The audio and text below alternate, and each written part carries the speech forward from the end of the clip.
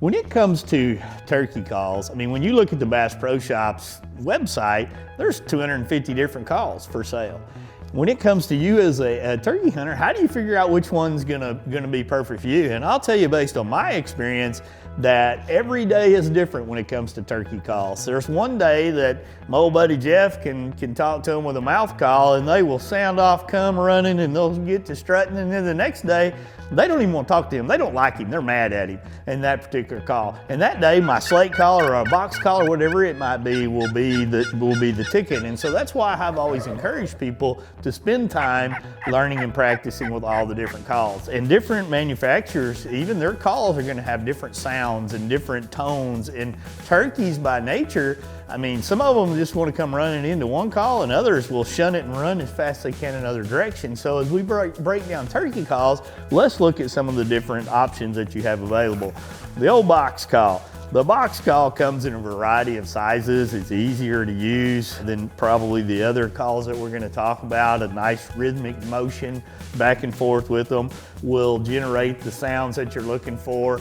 And there's a lot of different tricks and tips that you can build into it as you become more experienced with them. But most all turkey calls right on the back are going to give you directions on what you need to do, how you need to call to make the basic sounds out there. So when you start looking at box calls, like I said, you look at the Bass Pro Shops website, there's a variety of them that you can pick and choose from that are going to help you be successful. Now let's move on to a mouth call, a diaphragm call. This is probably one of the harder calls for a lot of people to use. For me personally, it's the most difficult one. I have just found over my 40 years of turkey hunting that this and the way my mouth works together, I struggle with it. I'll trim them, I'll do different things with them, and when I get one that works perfectly, I protect that like it's a $100 bill. In fact, it's probably worth a $1,000 bill when I get one tuned, and that would be the same for a lot of guys out there. And there's a lot of great tips and tricks that you can find online at different resources that are going to help you be a better turkey caller when it comes to diaphragm calls. Just understand you've got to trim these, you've got to find the ones that particularly work for you and fit for you.